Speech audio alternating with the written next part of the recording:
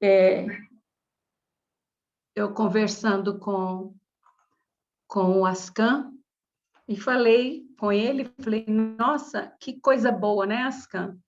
Nós estamos com um público de 30 pessoas, mais ou menos, aos domingos, recebendo o passe, recebendo as energias do Evangelho, do estudo do Livro dos Espíritos. Estamos em torno de 70 pessoas nas terças-feiras, nos trabalhos de cura, se beneficiando dessas intervenções dos nossos irmãos arturianos.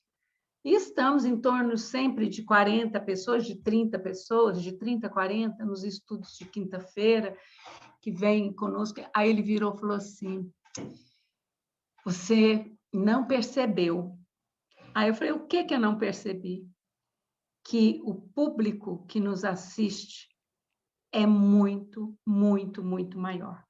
Ele falou assim, na última quinta-feira, nós tínhamos em torno de 600 espíritos, entre almas encarnadas e desencarnadas, que são alocadas por mentores de toda a ordem, não necessariamente de espíritas, né, de igrejas católicas, de tudo, que trazem eles na casa de cada um que está participando, para que eles possam ouvir juntos de nós tudo que está sendo falado, tratamento de cura, as explicações do Evangelho, os ensinamentos do Livro dos Espíritos. Então, vocês já pensaram a responsabilidade nossa da gente falar uma besteira qualquer, né, Anderson? Se a gente abrir a boca e falar uma asneira, nós não estamos falando para 30 pessoas. Nós estamos falando para um público de quase 1.000 pessoas, entre encarnados e desencarnados, né? Então, é uma responsabilidade muito grande. Outra coisa que ele me falou hoje, durante a hora que nós estávamos preparando o estudo, foi que ele tem uma imensa compaixão pelas pessoas da Terra. Não só ele, mas toda a equipe dele. Porque desde o início, sábado eu não sei se eu coloquei sábado, 18, 19, 20, 21, sábado completou 4 anos. Eu coloquei no grupo, né? Coloquei uma foto lá, um desenho. Sábado completou 4 anos que ele está canalizando através da nossa mediunidade. E desde o início, ele sempre falou que ele faz parte da Federação Galáctica, né? Da Grande Federação Galáctica, que cuida não só da segurança, a palavra que eles usam é segurança do planeta Terra, mas de todo o sistema solar, do quadrante, né? Do quadrante dessa galáxia, né? E aí ele falando que ele tem muita compaixão da humanidade terrena pela ignorância em que ela se demora. Mas essa ignorância, ele não quis dizer que é uma ignorância de renitência no mal. Ele quis dizer uma ignorância de se demorar na ausência do despertar. Ele falou assim, minha irmã, a realidade, ela é muito diferente disso que vocês experimentam. Vocês sofrem por coisas muito, muito banais. Eu vejo vocês sofrerem porque o carro estragou. Eu vejo vocês sofrerem porque houve uma ruptura. Eu vejo vocês sofrerem porque não conseguiu o dinheiro para pagar uma conta. Aí ele começou a enumerar. Ele falou assim, se vocês mudarem o pensamento de vocês, vocês vão mudar essa realidade. Porque é uma questão de sincronicidade. Ele falou assim, ele estava falando muito em relação a mim, um problema que nós estamos passando. Ele falou assim, com o que você está sincronizada? Você está sincronizada com uma energia inferior, com uma frequência inferior, né? E pior, você está reclamando. Ou seja, clamando mais de uma vez. Se você estivesse agradecendo, se você estivesse mudando essa vibração, esse pensamento, essa frequência, com certeza, pela lei de sincronicidade, que é uma lei, não é algo por acaso, você alcançaria com certeza aqueles objetivos que você quer. Porque os bons objetivos, as coisas boas, a prosperidade, por exemplo, que é um direito nosso por herança divina, que nos pertence, por que nós não temos a prosperidade? Por que nós não estamos alcançando o estado de prosperidade? A saúde, por exemplo, é um direito nosso, por herança divina. Por que estamos enfermos? Por que o nosso corpo está enfermo? Então, ele falou, tudo começa pelo pensamento. Eu quis dividir com vocês, porque, embora ele estivesse falando da minha situação em particular, eu acho que o ensinamento alcança nós todos, né? Então, é por isso que eu quis dividir com vocês. Eu estou vendo uma pessoa nova aqui, que eu não tinha visto ainda. Aqui, para mim, está aparecendo com o número 773713.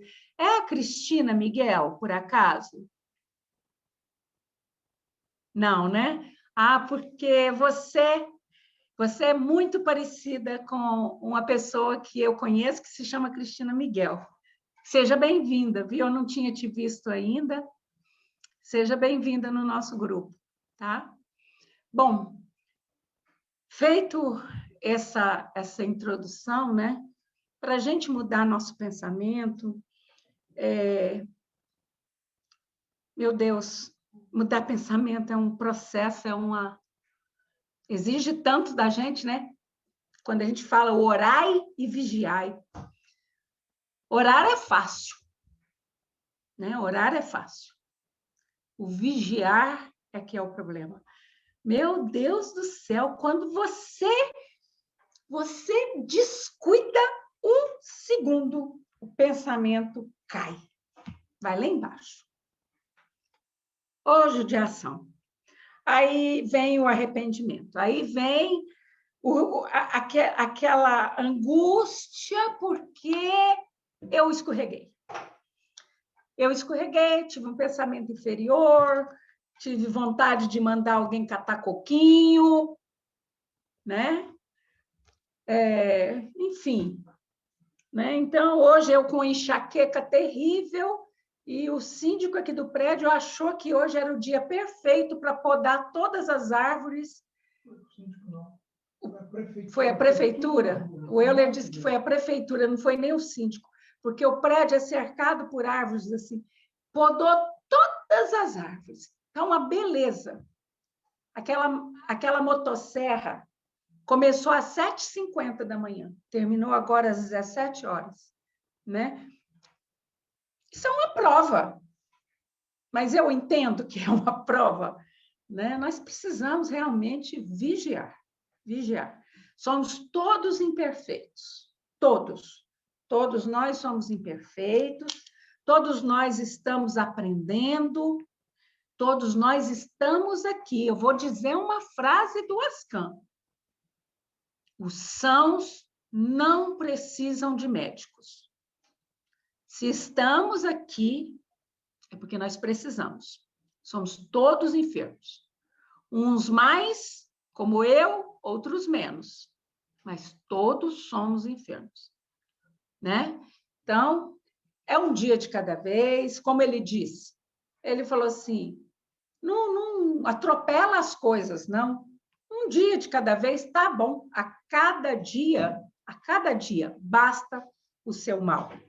Então, graças a Deus, hoje já é 2013, o mal de hoje já bastou, né? Eu espero, né? Ótimo. Como os alcoólatras anônimos dizem, venci mais um dia. Vencemos mais um dia. Aos trancos e barrancos, mas vencemos. Né, Lucimar? Um dia de cada vez, né? Um passo atrás do outro. Um dia a gente tem um aborrecimento, no outro a gente tem uma alegria, a gente vai compensando uma coisa com a outra e dá certo. Quem diria que a gente ia chegar até aqui? E chegamos, né? Então, daqui para frente, eu penso que quando a gente chega no fundo do poço, não tem mais como descer. Então, o que você tem que fazer é subir. E até aquela lenda do cavalo, acho que foi o Anderson que contou aqui. Eu não sei se foi o Anderson que contou, eu vou repetir. Aquela lenda do cavalo que caiu no poço e não tinha como tirar ele do poço, a solução que encontraram foi matá-lo, sacrificá-lo, porque não tinha como resgatá-lo daquele poço. Né? Foi você que contou, né, Anderson? Então, o que eles começaram a fazer? Jogar terra em cima do cavalo. Mas para cada pá de terra que jogava sobre ele, ou seja, para cada problema que surgia para aquele ser, ele sacudia o lombo e a terra caía nos seus pés. E o cavalo percebeu que quanto mais chulapada ele levava no lombo, mais ele foi subindo. Até que as pessoas perceberam que, em vez de estarem matando aquele cavalo, elas estavam era salvando ele. Será que as nossas provas também não são a nossa salvação? Né? Será que não? Será que os nossos problemas não são a chave da porta que nos abre o caminho para a redenção? Aquela velha história de olhar para a nossa prova, para a nossa expiação, para o nosso problema e falar para ele: você está difícil, mas eu te acolho assim mesmo e vamos junto. Vou grudar no você gruda em mim e nós vamos junto porque Jesus está com a gente e a gente chega lá. Vamos que vamos. Para quem teve o nome negativado, não sei, o Ascan que está falando aqui, então não sei quem que é.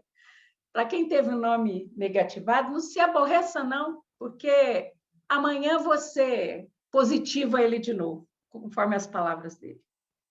Para aquele que está com outro tipo de problema, pense que amanhã você pode ter uma solução milagrosa, uma solução surpreendente. E, às vezes, quem pensa em suicídio para se livrar de um problema, está procurando o maior de todos eles. Né? Então, às vezes, a pessoa pensa em suicídio porque ela acha que o problema dela é de difícil solução. E, no entanto, no dia seguinte, tem uma solução para aquele problema. Às vezes, um médico diz que vai desligar os equipamentos de um paciente porque ele está... que ele vai morrer de qualquer maneira. E, milagrosamente, ele volta do coma. Quantos filmes a gente já não viu disso? Né? Então, vamos ter fé, meus irmãos, vamos ter tranquilidade, porque um dia de cada vez e amanhã vai ser tudo melhor. Já vamos passar para ele, que já está aqui, falando, dando palpite, dando opinião, então é porque ele já quer começar logo os seus ensinamentos, né? Então, olha só, hoje eu vi que tem gente nova, nós estamos estudando o livro No Mundo Maior. Eu não sei se as pessoas que estão aqui pela primeira vez são já espíritas, mas esse livro é o 5º livro da coleção André Luiz, pelas mãos abençoadíssimas, iluminadíssimas do Chico Xavier, né? Um livro que foi escrito em 1947, teve a sua primeira edição também em 1947, né? E é uma obra que estuda os problemas mentais. E hoje o Ascan falou demais desses problemas psíquicos, até reportando a esses queixumes. Ele falando assim, olha, vocês precisam cuidar da sanidade mental de vocês, porque estes tempos são tempos de devaneio. Essa foi a palavra que ele usou. De loucura.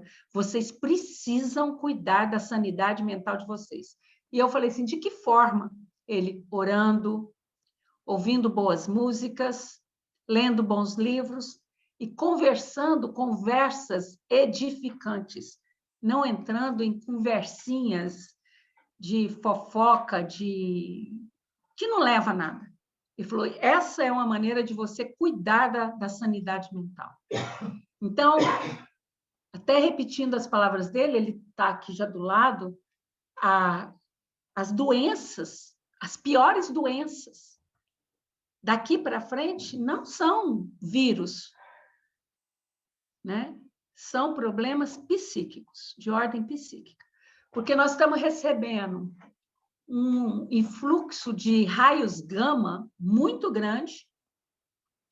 Nosso corpo, aqueles que estão tendo seu DNA preparado, ainda aguenta mais ou menos, né?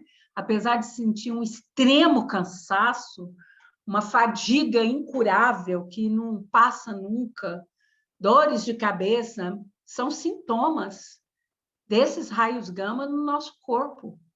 E aquela história, por que a ciência não nos alerta? E por que não nos ajuda? Por que não traz soluções? Né? Então, ele falou, olha, psiquicamente é isso, orar, ouvir boas músicas, ler bons livros, ter boas conversas. Fisicamente, tomar líquido. Isso ele falou para mim, porque eu não tomo líquido. Tomar água, muita, muita, muita água, suco dos frutos da terra, como ele se pronuncia, né? Muita água, porque a água ajuda a minimizar os efeitos desse raio gama no nosso corpo físico, né? E a doença daqui, desse momento presente para o futuro, as piores doenças não são nem os vírus, nem os cânceres, né? Apesar de que ainda teremos muito câncer por causa dessa exposição excessiva aos raios gamas. Mas as piores enfermidades são as psíquicas. Depressão, crise de pânico, né? Crise de angústia, esquizofrenia de todos os níveis, e, por conseguinte, suicídio, né? Então, é esse o objetivo dessa obra. Estudar os mecanismos que podem minimizar os impactos dessas enfermidades sobre as pessoas, né? E compreender de que forma ocorrem esses transtornos e quais são as formas corretas de lidar com todos eles, né? Então, é uma obra de extrema importância. Quer dizer, quando vocês pensam que vocês começaram a estudar Nosso Lar, num determinado momento, vocês já tinham estudado Nosso Lar, o grupo já tinha estudado, mas num determinado momento, começa a estudar novamente o Nosso Lar, para exatamente em março de 2020 iniciar essa obra, vocês podem achar que é coincidência, e eu posso afirmar que é sincronicidade, né? Então, estamos no capítulo 2, e hoje nós vamos estudar essa parte aqui do parágrafo 12, do capítulo 2, que diz, né? Tornou-se a ideia do reino de Deus fantasia de ingênuos, pois não largávamos o lado direito dos príncipes sequiosos de fastígio mundano. E é verdade.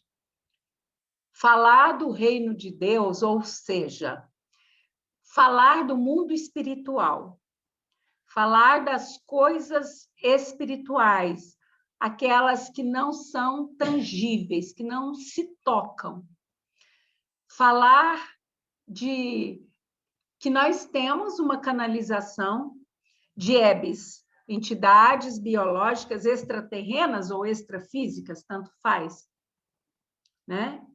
Falar de naves ufológicas, de ufologia espiritual, falar de intervenção espiritual, falar do reino de Deus, pois na casa do Pai existem muitas moradas. Isso ainda, para a maioria da humanidade, é tido a conta de fantasia de ingênuos. Né? Você está louco de acreditar nisso? Me prova. Primeiro que nós não temos que provar nada, porque os acontecimentos estão aí para se autocomprovarem. Aquilo que eu falei com vocês, com o grupo que me acompanha desde o início dos nossos encontros, que eu falei para vocês, que chegaria um momento muito em breve. Para vocês, 3 anos, 4 anos é um período longo. Para mim, foi ontem. Que eu disse a vocês que chegaria o momento em que os Estados Unidos seria o primeiro país a admitir a nossa existência, e eles vão ter que admitir que estamos, quando eu digo estamos, não é a minha equipe, mas que existe um grupamento extraterreno com eles fazendo barganha. Vieram seres sérios, foram rechaçados. Porque quando vem uma entidade séria, em nome da Federação Galáctica, falar de valores, falar de ascensão, isso não é comercial. Mas quando vem uma equipe de Greys, amando de uma equipe muito maior de reptilianos das sombras, porque nem todos os reptilianos são do mal, vocês têm que entender isso. E fazem troca com eles. Eu te ofereço a minha tecnologia e, em troca, você me dá o direito de explorar o seu planeta, de levar minerais que eu preciso para onde devo levar, de fazer abduções indevidas, de fazer intervenções indevidas. Eles vão ter que admitir, porque nós vamos exigir isso deles. E depois vem outros países, na sequência. A China tem que reconhecer também. A Alemanha também terá que reconhecer. O Japão também terá que reconhecer. A partir do momento que um governo reconhecer, todos os outros vão começar a abrir os seus arquivos. Mas o que nós esperamos com toda ansiedade e que já temos um deles, um dos nossos entre eles, é o próprio Vaticano. Nós queremos que o Vaticano assuma tudo de errado que ele ensinou propositadamente.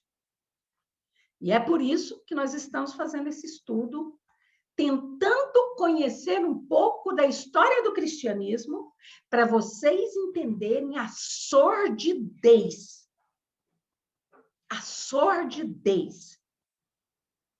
que é o que existe por trás da cúpula impecável da Vatica, porque para mim aquilo lá é a Vatica, a senhora dos abismos, dos mundos subterrâneos. O próprio nome reporta ao estigma daquele lugar. Né? Então, na semana passada, mostramos a verdade sobre Constantino, né? Porque ele não era um santo, ele não era o 13º apóstolo, ele não era o salvador da pátria. A única coisa que ele fez foi para ficar livre da encheção da sua mãe, para ele poder ficar bem com os cristãos, foi legalizar, oficializar o cristianismo como religião. Então, eles podiam pregar a religião deles. Como é no Brasil? O Brasil é um país laico. Todas as religiões, com exceção daquelas que praticam sacrifícios, coisas inerentes a seres humanos, essas nunca serão permitidas em lugar nenhum. Mas é um país laico que todas as religiões podem se manifestar. O que Constantino fez foi tornar o Império Romano laico, porque não foi só o cristianismo que se oficializou, as religiões orientais também. O hinduísmo foi oficializado, o budismo foi oficializado, que já eram religiões pré-existentes à religião greco-romana. Mas ele não era cristão, ele não foi batizado, ele pediu para se converter ao cristianismo 2 ou 3 dias antes da morte dele, quando ele já não tinha mais nada a perder. Ele nunca foi numa missa, ele era pagão, né? Mas, apesar dessa coisa boa que ele fez, que foi tornar a religião oficializada, né? Ele inaugurou uma situação muito vexatória, que é o cesaropapismo. Eu não sei se vocês entenderam, na semana passada eu passei muito rapidamente nessa expressão, o cesaropapismo. O que é o cesaropapismo? É o César exercendo o poder do Papa ou do bispo, porque naquela época não se falava Papa, se falava bispo, né? Então, eu mostrei algumas situações para vocês em que os papas ou bispos eram sequestrados, eram forçados a acatar o que o império achava que deveria ser o correto para o cristianismo.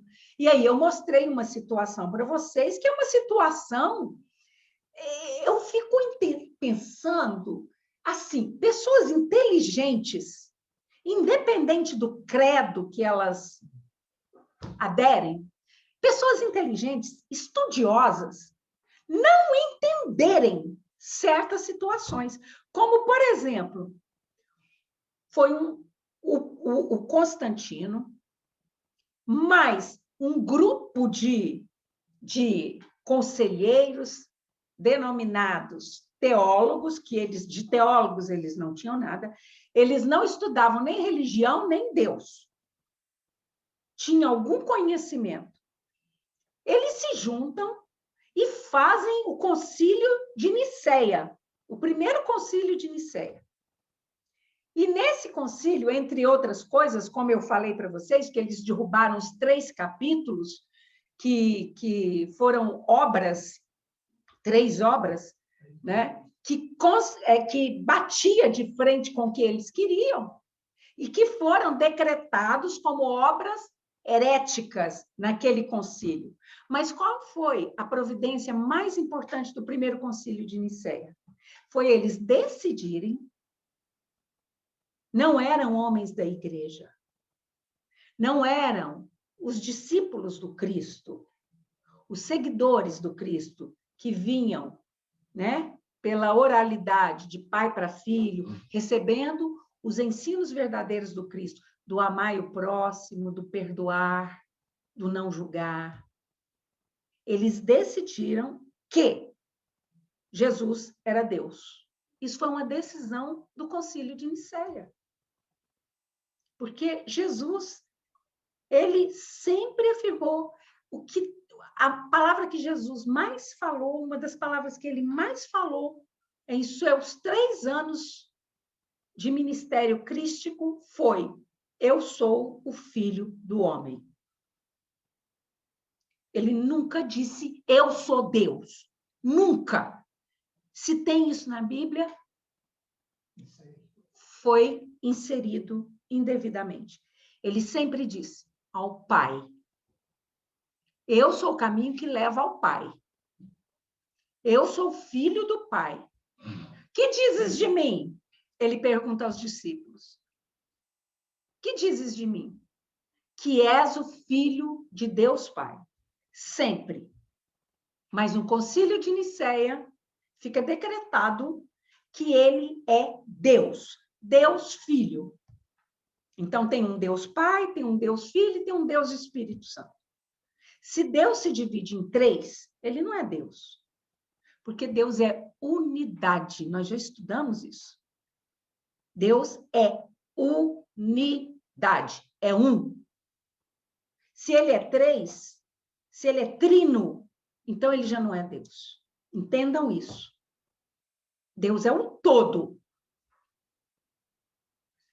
Jesus foi, questão 692, o maior espírito, a maior consciência, como nós denominamos, a maior consciência que já esteve na Terra.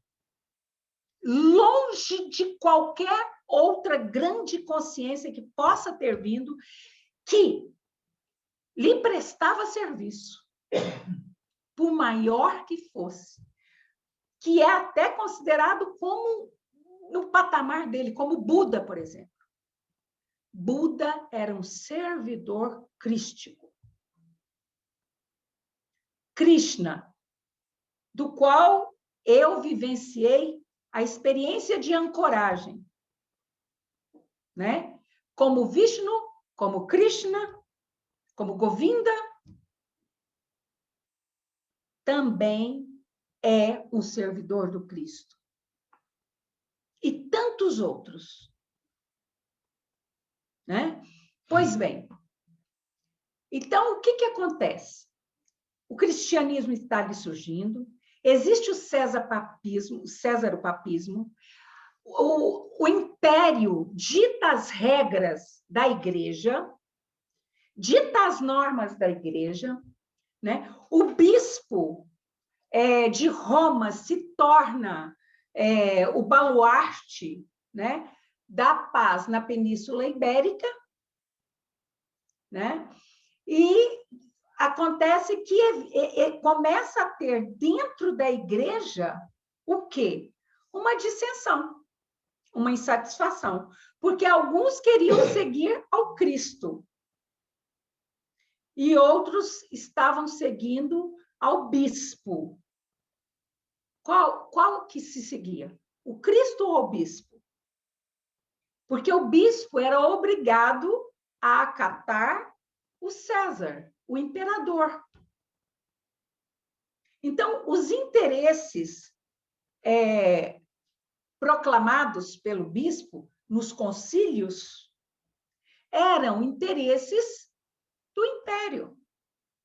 Mas o império comprava muito bem essa adesão, né, dos homens da igreja.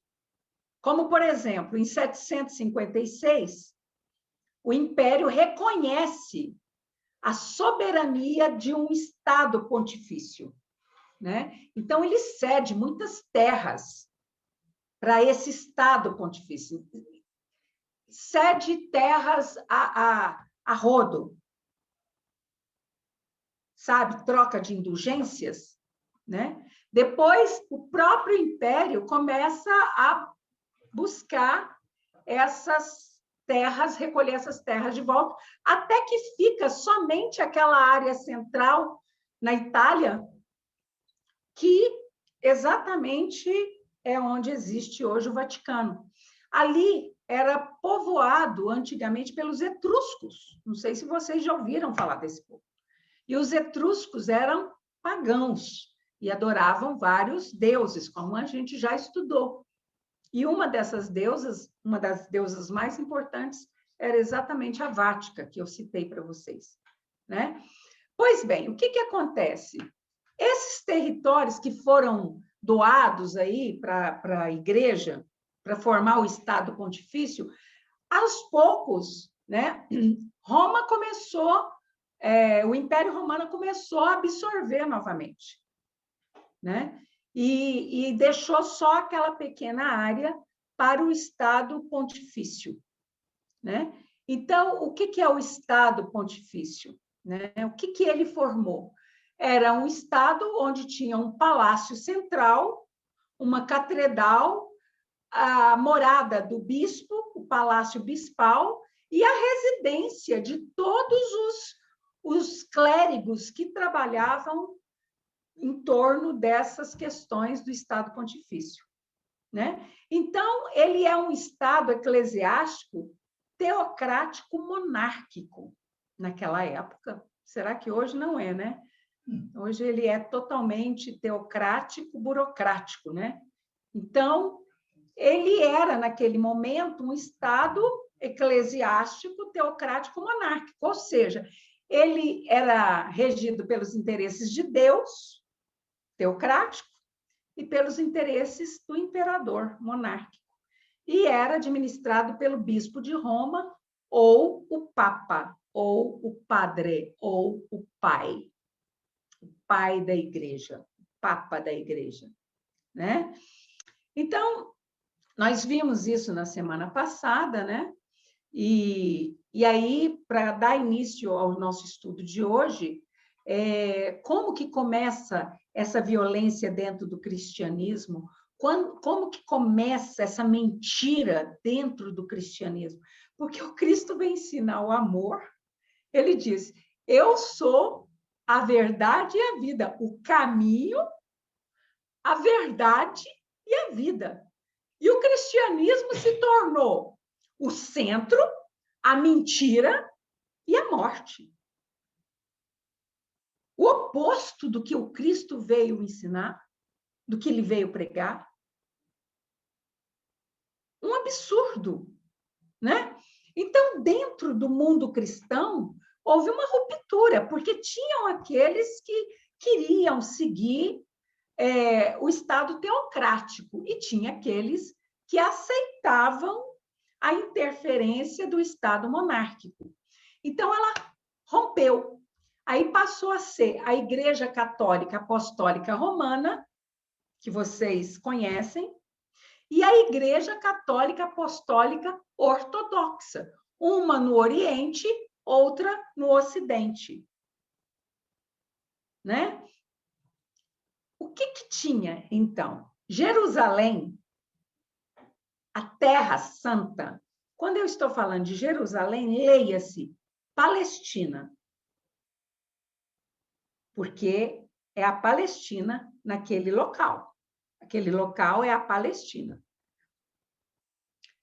Então, Jerusalém, a Terra Santa, pertencia, naquele momento, ao domínio árabe. Pertenceu até mais ou menos o século XI. Né? Mas os árabes permitiam as peregrinações cristãs à Palestina. Então, por exemplo, por ocasião da Páscoa, por ocasião da crucificação, por ocasião do Natal, enfim, aquelas datas que eram datas marcantes no cristianismo, havia uma peregrinação muito grande e os árabes permitiam. Mas depois do século XI, né, haviam alguns turcos lá na Ásia Central, conhecidos como seldjúcidas, e eles tomaram Jerusalém dos árabes. Árabe tomando de árabe, né? Turco tomando de árabe, tudo na mesma língua, mas um brigando com o outro, né? Lobo para outro lobo, né? Um lobo comendo outro lobo, né? Então, esses seldjúcidas, eles tinham um problema. Porque uns eram muçulmanos, como os árabes, mas os seldjúcidas, eles se converteram ao islamismo. E aí o islamismo tem uma questão muito delicada, que é a intolerância religiosa, né? Então, a intolerância religiosa é uma questão muito característica dessa religião. E aí, o que eles fizeram? Cortaram o acesso dos cristãos a Jerusalém. Então, os cristãos não podiam mais visitar a Terra Santa. Né? Se vocês pararem para pensar, hoje a Terra Santa, ou a Palestina, ela é dividida em quatro grandes religiões que têm acesso ali. Né? Então, é o catolicismo, o cristianismo, vamos falar o cristianismo. Né? Os muçulmanos, né? os os islâmicos, né? Ou islamitas, como queiram, e os judeus, né? Tudo ali. Mas naquela época, não. Era só os islamitas, os islâmicos, e eles cortaram o acesso de todos os cristãos à Terra Santa, né? Então, a partir daí, começa uma intensa onda de violência. Como? Inicia-se, então, aquilo que é conhecido como as cruzadas, né? Os cruzados eram esses soldados da cruzada. Eles receberam esse nome de cruzados porque eles carregavam no seu peitoril uma grande cruz vermelha. Essa cruz era estampada tanto na sua vestimenta quanto no seu escudo ou no seu elmo. Agora, quem eram esses soldados? Porque esses soldados, eles foram arrebanhados pelo Papa Urbano II. Mas quem eram eles? Né? Teve uma cruzada que chegou a ter 30 mil homens. Aonde que se arrumou esses 30 mil homens? Ninguém queria ir para uma guerra santa, que sabia que ia morrer, lutar com o seu de Júdiças, sabiam que eles eram sanguinários, decapitavam, eles eram mestres em usar aquelas adagas curtas, né? Eles não queriam ir. Por que eles conseguiram tantos soldados? Simplesmente porque eles fizeram uma troca de indulgência. Ó, você está muito cheio de pecado. Você vai para o inferno. Então, se você for como um cruzado, defendendo a bandeira do Cristo, levando a imagem do Cristo, a cruz do Cristo, àqueles pagãos, você será perdoado todos os seus pecados. Você vai ficar limpo de todos eles. Né? Troca de indulgências. Começa aí. Porque antes a troca de indulgências era entre o imperador e o bispo, né? Agora começa entre o bispo, entre o papa, né? E as pessoas. Aí deu certo.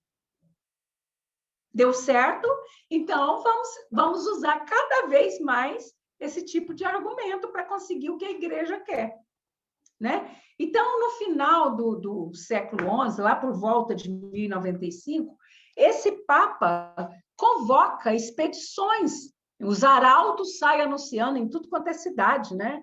Para formar um exército. E esse exército que foi convocado, ele entra em ação em 1096, um ano depois, ele tem plena autorização para usar a violência na retomada da Terra Santa. Ele está autorizado por Deus. O bispo abençoa o exército na hora que ele parte, e ele está autorizado por Deus, por Jesus, aí e praticar todo tipo de violência. Porque vocês pensam o seguinte, não, eles estão indo para lutar contra o céu de Júdiças. Sim, eles vão lutar contra o céu de Júdiças. Só que esse exército, eles levam meses para viajar até o seu destino. E tudo que tem no caminho, eles destroem, violentam mulheres, matam ou sequestram crianças para serem suas escravas. E não são só escravas serviçais, escravas sexuais. Incendeiam as aldeias, as cidades, matam os animais que não conseguem comer. E todo tipo de barbárie com aquela cruz no peito. Né? Agora, o interessante é que essas cruzadas, elas foram desse século aí, do século XI até o século XIII, mais ou menos, mas o objetivo principal não era esse de reconquistar a chamada Terra Santa, né? Que é o modo como os cristãos se referem à Palestina. Não era esse, porque eles diziam que esse era o objetivo principal, né? Para que fossem criados vários reinos cristãos na região, né? Outra coisa que eu queria falar aqui é destinada a duas de nossas historiadoras, que é a Elissandra e a Josefina, né? Entender a formação desses dois exércitos. Tudo bem, se ofereceu a eles o perdão dos pecados. Oba, então eu vou me aderir a esse exército porque eu vou ter meus pecados perdoados. Mas não é só isso.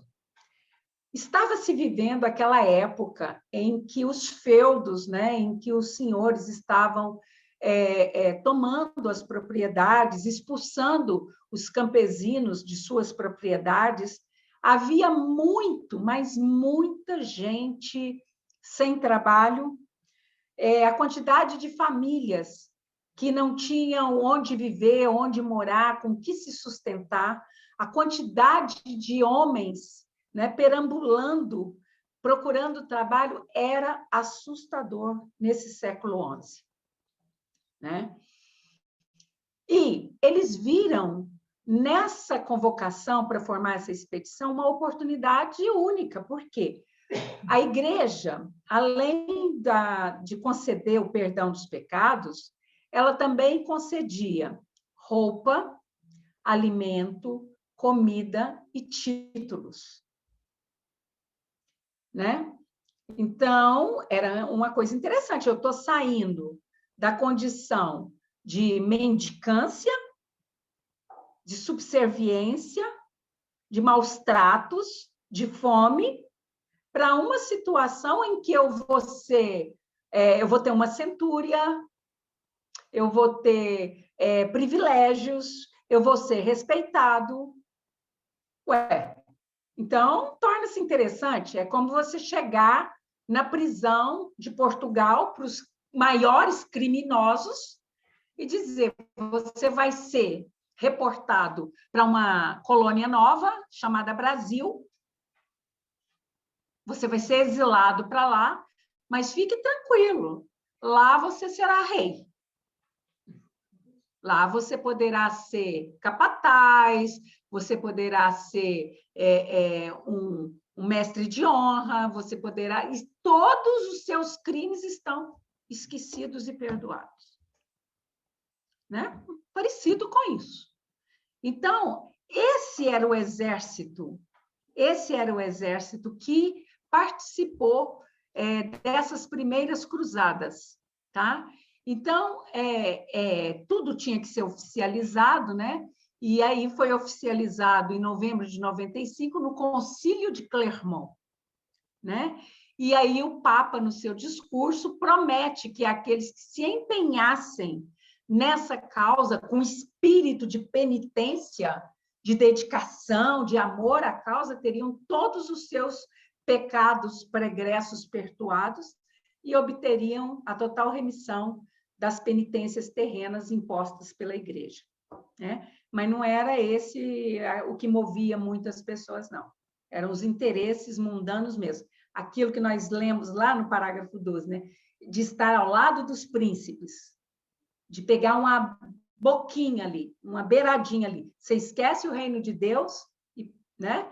Então, a igreja, né, ela prometia a salvação para quem lutasse em defesa do cristianismo. Mas, e chamando isso de guerra santa, hein?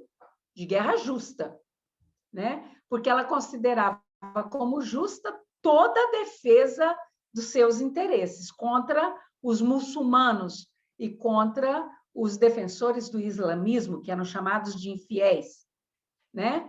Então, a igreja estava dando o aval para esses homens lutarem, matarem e cometerem todo tipo de atrocidade em sua defesa e em seu nome. Então, vocês imaginam um cruzado invadindo uma pequena aldeia, uma cidade pacata, né? Em nome de Jesus, em nome do Cristo, cometendo todo tipo de despautério, todo tipo de barbárie, né? E aí vocês imaginam a cena, como que essas pessoas desencarnam e o que elas desencarnam pensando do Cristo. Porventura, pessoas que não eram cristãs, mas que eram pessoas boas. Pessoas que estavam lá adorando seus deuses pagãos, mas que trabalhavam, que faziam as suas obrigações, que eram pessoas do bem. O que essas pessoas desencarnadas pensaram do Cristo? Ele era o pior dos deuses que podia existir. Um Deus cruel. E essas pessoas desencarnaram com esse sentimento, com essa sensação, reencarnaram com esse propósito, desencarnaram com esse propósito, e hoje são ateus. Ateus, ou então são agnósticos, são incrédulos, se dizem cristãos, mas não são praticantes, não se deixam envolver, né, pelo sentimento cristão. Por quê? Porque tem um receio inconsciente. Porque elas foram castigadas, elas foram maltratadas, né? Então, eu pedi que nosso equipamento, nossa unidade, pesquisasse a esse respeito e pedi que ela colocasse a fonte, ela trouxe aí, depois vocês podem ver com ela, né? Então, vocês imaginem esse bando de insanos, porque você pode olhar um bando desse, é uma figura meramente ilustrativa, mas você imagina quantos desses homens tinham dentro deles o real propósito de defender os interesses cristãos. Só me conta, assim, de verdade, o que vocês acham? Em 30 mil homens, quantos que ali estavam realmente, né, com esse propósito de verdadeiro cristão, de defender os interesses da igreja, de lutar, né, por aquilo em que ele acreditava, né?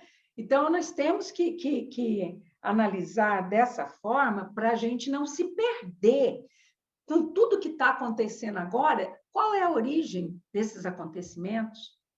Por que o planeta está passando por esse estado de coisas? Por quê? Né? Por que vira e mexe? Existem alguns países que são castigados por vulcões, como a Itália, são castigados por terremotos, são castigados por furacões. Por que esse estado de coisas? Então, vamos entender, né? Bom, primeiro a gente já sabe que Jerusalém estava no controle ali dos muçulmanos, né? E esse reino muçulmano, ele estava em expansão, ele tomou conta, por exemplo, da Península Ibérica. Para quem conhece a Espanha, já foi lá ou pretende ir, existe na Espanha áreas inteiras em que se fala a língua árabe. Herança, né? Herança desse tempo, que é claro que não se tem mais esse estado de coisas, mas que se fala ainda, bairros árabes, cidades árabes, né? Então, o Estado muçulmano ele foi expandindo, ele foi tomando conta do Império Bizantino, que era todo aquele império que existia na área da Itália, né? E nesse contexto, né, a igreja já tinha um interesse de reaver a Terra Santa, de reaver Jerusalém, mas ela também tinha um outro interesse. Eu não disse a vocês que havia indulgências entre o império e a igreja? E o império estava passando por uma situação muito vexatória, que era a perda de colônias ou de estados, né, para os turcos. Né? Estava perdendo terra para os muçulmanos. Né? Então, o que aconteceu? O bispo oferece a esses monarcas ajuda. Enquanto ele lutaria para reaver a Terra Santa, ele também lutaria para reaver esses estados que foram tomados pelos muçulmanos, né? Quando esses muçulmanos dedicados ao islamismo proibiram o acesso dos cristãos à Terra Santa, né? Um dos motivos também, eu disse 2 motivos pelas quais os soldados aderiram aos exércitos. Agora eu vou falar o terceiro, né? Peregrinar para a Terra Santa era muito caro e muito perigoso. Lembrem-se que as viagens não eram feitas nem de carro, nem de avião, né? As viagens eram feitas ou de navios ou de barcos, e eram caríssimos, dependendo da região em que o fulano estava, né? Ou, na maioria das vezes, eram feitas a pé ou a cavalo, não tinha como, charretes, né? Não tinha como se deslocar. Então, as peregrinações eram muito caras e muito perigosas, porque geralmente se viajavam levando muitos víveres, levando muitos bens que não se deixavam para trás, porque ficavam muitos meses fora. E se corria o perigo de serem assaltados, né? Todo tipo de ameaça, né? Podia ser naufrágio dos barcos, podiam ser saques, e além deles terem que pagar pedágios para entrar nas cidades, né? Tinha que pagar um pedágio muito caro. Então, uma forma deles também fazerem essa peregrinação, dos cristãos fazerem essa peregrinação, era eles libertando essa Terra Santa. Então, foi esse terceiro interesse de deixar livre a entrada para a Terra Santa, né? E eles, então, tinham que, além de libertar a Terra Santa, combater, né? Combater os muçulmanos que que tinham tomado essas outras áreas. Para isso, o Papa Urbano II precisava de um reforço muito grande. E aí ele tinha um interesse secreto. Esse interesse secreto era a unificação das 2 igrejas, da Igreja Romana e Ortodoxa, o que ele não ia obter êxito, né? Então, além desse auxílio aos bizantinos, né, aos imperadores que sofriam com os ataques dos turcos, né, ele ia contribuir com a unificação da igreja separada em 1054, ele ia conseguir as colônias de volta, né, eles iam conseguir a adesão das pessoas por meio da venda de indulgências, do perdão dos pecados, e eles iam conseguir obter mais terras e riquezas a partir dos saques aos muçulmanos, que eram riquíssimos, né? Então, havia ali todo um interesse por debaixo de uma guerra santa, que não era só o de libertar Jerusalém, né? Então, sabe-se que a igreja, né, não era a única interessada no êxito dessas expedições. Então, a nobreza ela começou a prestar atenção nessa formação desses exércitos, né, e tinha interesse não somente em reconquistar as terras que eles perderam, mas em conquistar novas terras pertencentes de origem dos turcos, né? Eram as cidades mercantilistas como Veneza e Gênova, né? Que estavam também deslumbrando, lembram do mercantilismo que vocês estudaram aí na escola, né? A possibilidade de ampliar os seus negócios, né? Até o Oriente, e todos ali tinham interesses, né?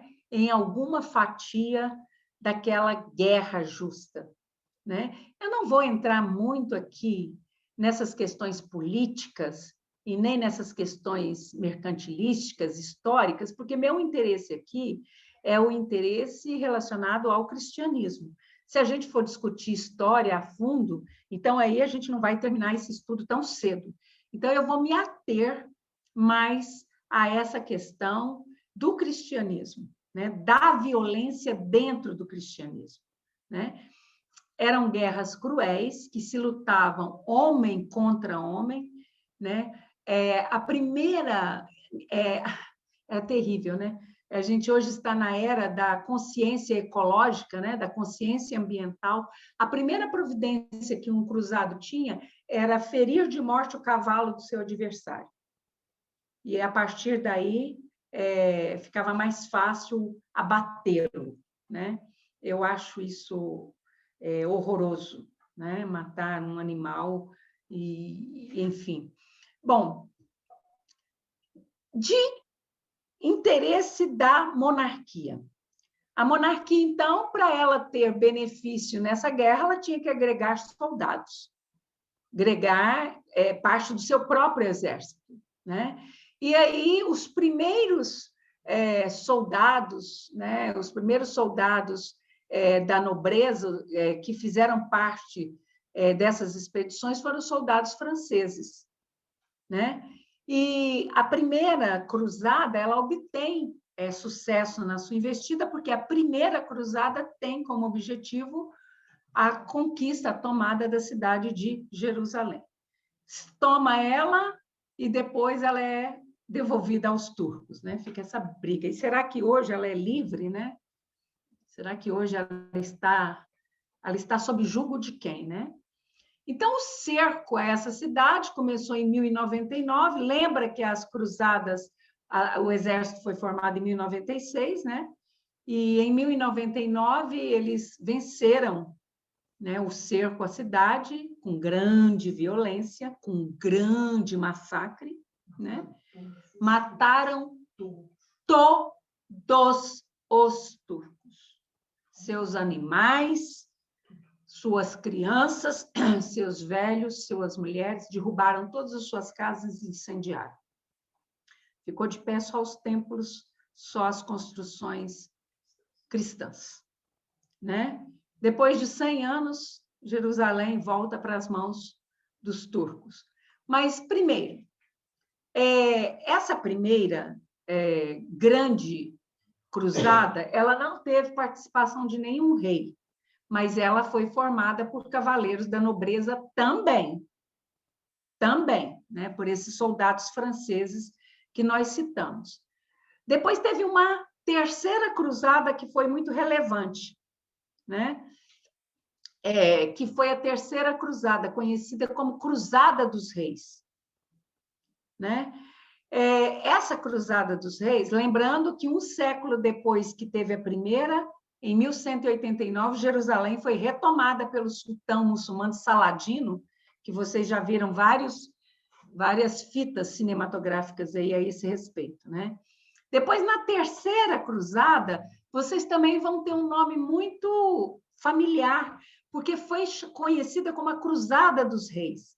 E aí teve a participação do grande rei, um rei de um coração magnânimo, um rei que a história não faz jus à sua história, que é o inglês Ricardo Coração de Leão, né? E também do rei francês Filipe Augusto e do rei Frederico Barba Ruiva, que era rei do Sacro Império, né? Então, esses 3 reis se juntaram ao exército dos cruzados, né? Aqueles homens, para empreender mais uma expedição. E é aí, entre eles, entre 1189 e 1192, que surge uma outra ordem, que é a Ordem dos Templários, que depois nós iremos falar desses templários. Então, aqui uma figura ilustrativa de Saladino, né? E que também foi um grande rei do seu povo, né? Você não pode olhar os turcos e falar assim, era um bando de cruéis, era um bando... Não é assim que a gente estuda a história, não. A gente estuda com imparcialidade, né? É o que eu falei. Nós não vamos nos ater aqui no estudo da história, porque o que nos interessa é o cristianismo. Mas nessa cruzada, nessa terceira cruzada, Ricardo faz um acordo de paz com Saladino. né? Então, embora eles não tivessem tomado Jerusalém, eles conseguem chegar num acordo e Saladino autoriza novamente os cristãos a fazerem suas peregrinações, né, a Jerusalém, ali nos templos sagrados, né, no Santo Sepulcro, na Igreja da Natividade, etc. e tal, né? Depois, tem uma sexta cruzada muito importante, que novamente é a retomada de Jerusalém, de Belém e de Nazaré, que foram cidades invadidas pelos turcos, né? E a oitava cruzada, e que é a última das cruzadas, 1270, né? Que foi um fracasso total, né? Então, foi um fracasso total, eles sucumbiram, houve uma morte aí, em vez de ser morte pelo lado dos turcos, morte pelo lado dos cristãos, né? Mas eu quero que vocês se atenham ao seguinte, é que antes desse final das cruzadas, né, em 1192, surge a Ordem dos Templários. Então, os Templários, eles surgem em 1192, né? E 78 anos depois, acabam os cruzados. Então, os Templários pertenceram às cruzadas, foram cavaleiros cruzados por todo esse tempo, por quase um século. Não são duas ordens que não têm ligação entre si, para vocês entenderem. Os propósitos diferentes, né? Mas não são ordens que não têm ligações entre si. Eu ainda tenho tempo? Tem. Então, as cruzadas, elas não conseguiram os seus principais objetivos. João Pedro, Felipe e outros. Eu pergunto se eu ainda tenho tempo, porque o relógio de vocês não me diz nada. O tempo de vocês é de vocês. Por mim, eu ficaria falando aqui a noite inteira e o tempo não teria passado de um segundo, né? Então, por isso, eu sempre pergunto se eu tenho tempo para atender as questões de disciplina de vocês, né? Por isso que eu não fico consultando o relógio de vocês, o meu instrumento consegue ler, mas como eu estou canalizado com ela, ela não entende que é hora de parar. Tá? Só para vocês entenderem. Então, as cruzadas, elas não conseguiram os seus principais objetivos. Porque, se você imaginar que elas foram reconquistar Jerusalém, e que no final Jerusalém estava tomada pelos turcos, ela não conseguiu os seus principais objetivos. E assim, o que está por trás dessa retomada de Jerusalém? É só abrir a peregrinação para os cristãos? Não, era cristianizar aqueles povos pagãos, né? Gentios, do ponto de vista deles, que eram os muçulmanos. Eles tinham em Maomé o seu grande profeta, né?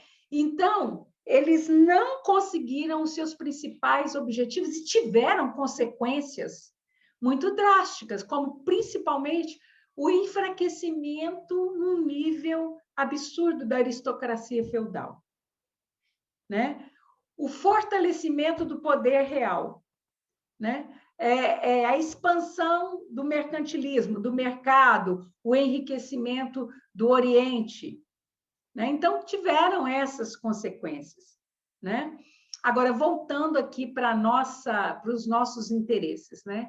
Ao longo dos anos, os cristãos foram perdendo os territórios, né, que haviam conquistado durante essas expedições. O saldo final da cruzada foi de total derrota, né? Com o último reduto dos cristãos, que foi chamado de Acre, né? E é por isso que nós damos o nome de Acre a uma medida de terra, que é exatamente o que sobrou para eles, né?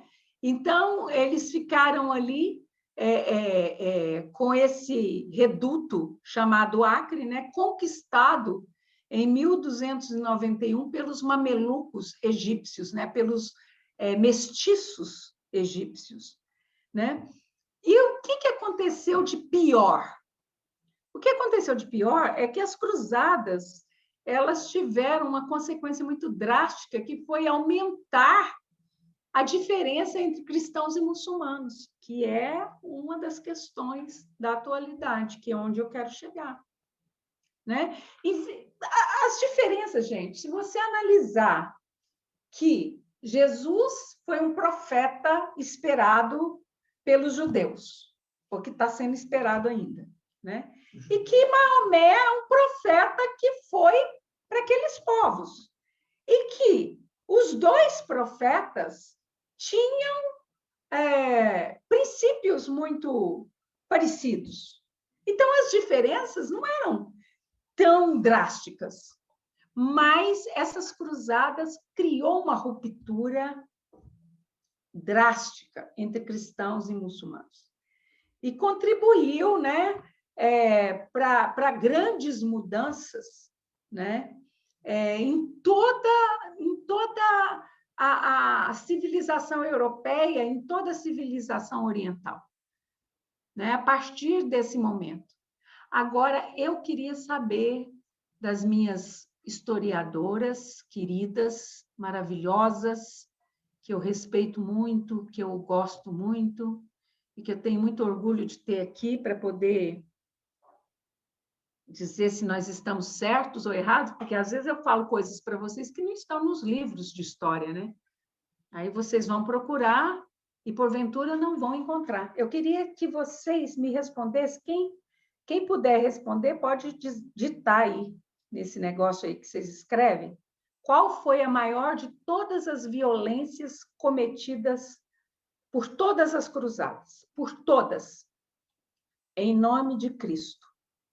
Quem é que sabe qual foi a maior de todas as violências? Você sabe, Euler? Qual foi? Não levaram ao cristianismo. Não? Não levaram ao cristianismo. Não levaram a palavra do Cristo? Não levaram Deus. Não levaram a compreensão, o amor e a caridade. Não levaram a compreensão, o amor, a caridade, né? Isso mesmo, Júlia. Isso mesmo. A maior de todas as violências cometidas pelos exércitos dos cruzados foram contra as crianças. As crianças da Alemanha e da França eram arrancadas dos seus lares, de suas famílias, e eram levadas em cruzadas com a intenção de chegarem à Terra Santa.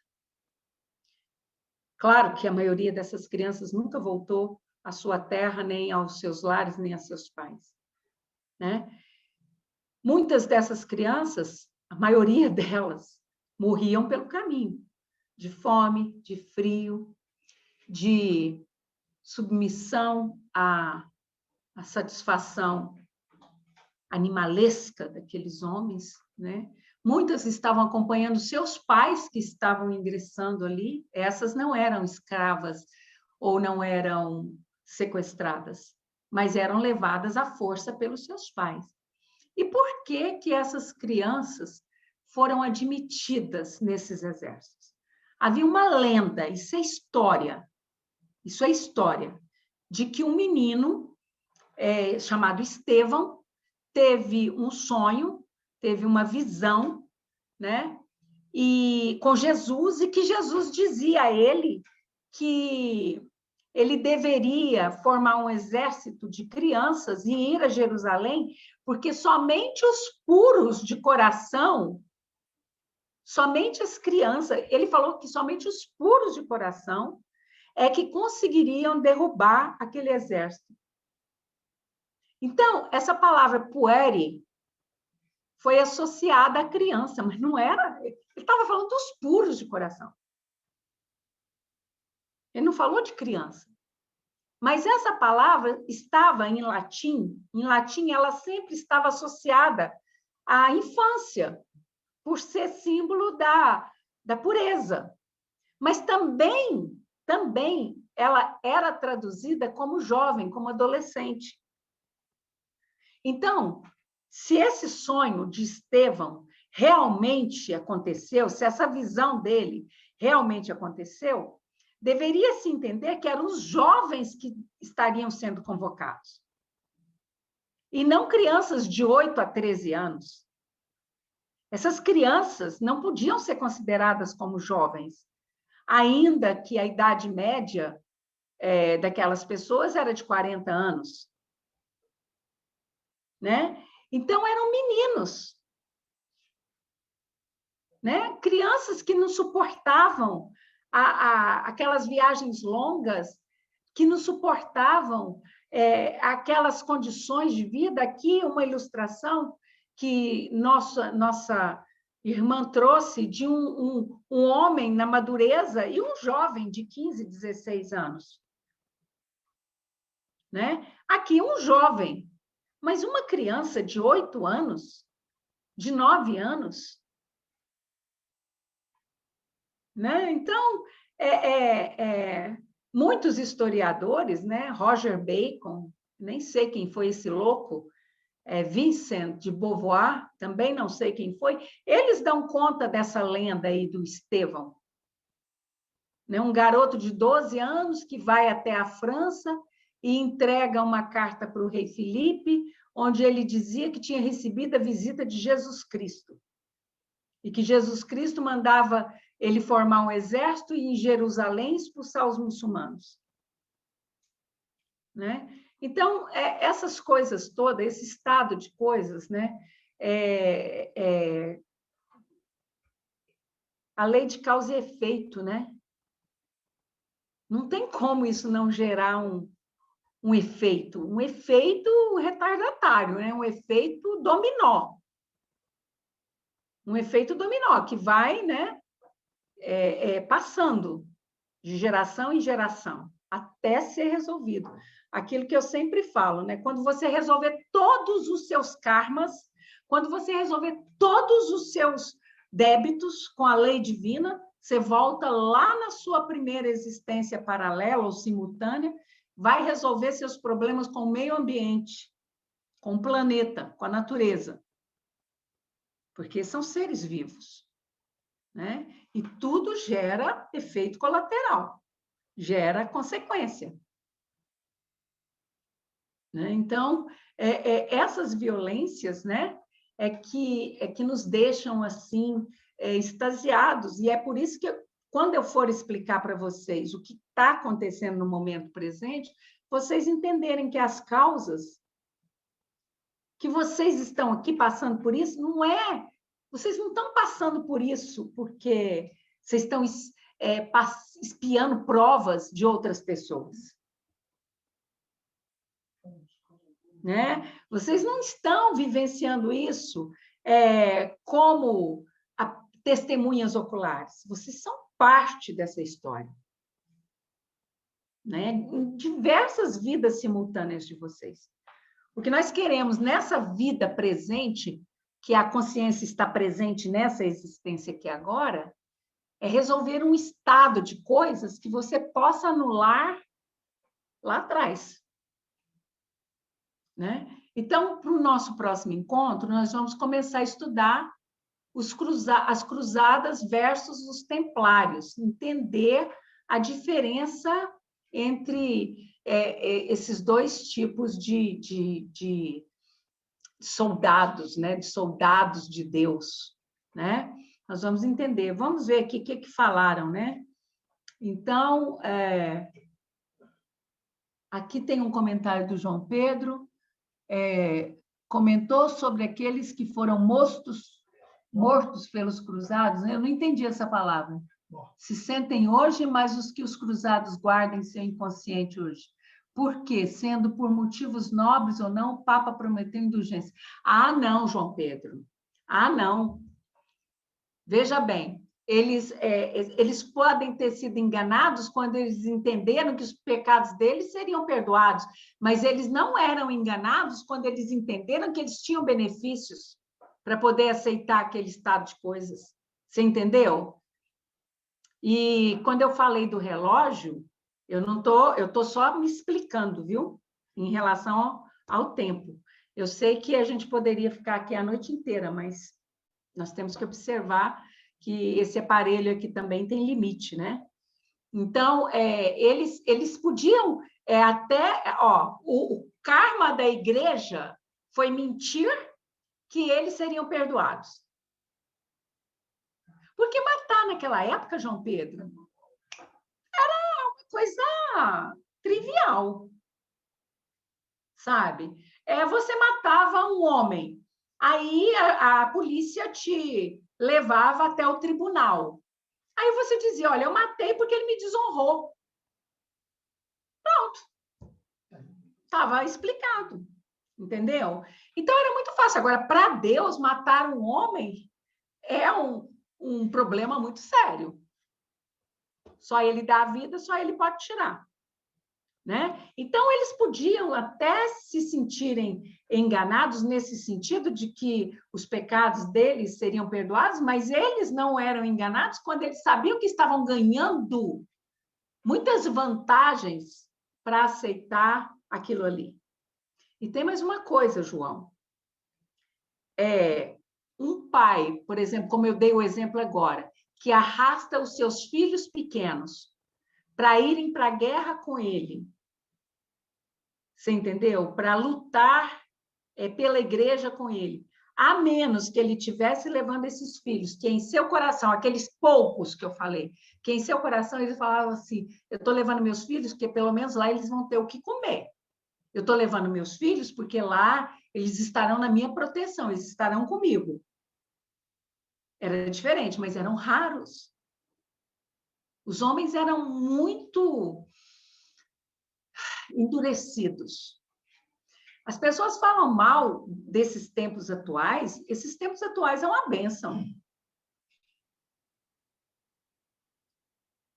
Fala das maldades que acontecem nos dias de hoje, mas os dias de hoje estão ótimos, perto do que acontecia, né?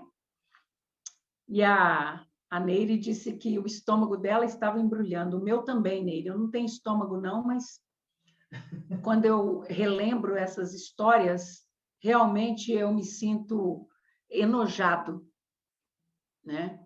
Mas eu não sou juiz.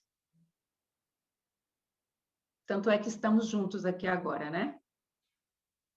E se eu não olhasse para o homem com a certeza de que o homem é um Deus,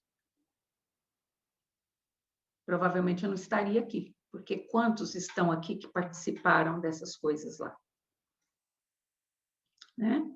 Então, estamos todos aqui reunidos para sairmos dessa terceira dimensão e adentrarmos a quinta dimensão, passando pela quarta, que é o tempo, né? Então, a quinta dimensão não é um lugar. A quinta dimensão é um estado consciencial. Se eu conseguir que desses 40, quatro despertem para esse estado, para esse novo estado consciencial, para essa nova dimensão, a minha missão com vocês estará cumprida. Né? Então, sim, Cat, né? A Cat diz que os muçulmanos odeiam os ocidentais, não é à toa. E vice-versa, né, Cat? E vice-versa, né? Porque e aí você pode falar assim, só entre muçulmanos e cristãos? Será? E entre cristãos e cristãos? Cristãos de Israel, cristãos da Palestina. Cristãos e protestantes da Irlanda. Vamos continuar estudando, saindo assim um pouco do contexto do espiritismo, dos corpos extraterrenos, né? Saindo um pouco desse contexto para entender essa transição, né? Então, no próximo encontro, vamos falar um pouco dos templários, e aí a gente já está apto para entrar de novo no espiritismo, né? Mergulhar de novo, né? Eu vou pedir à nossa irmã Eleusa para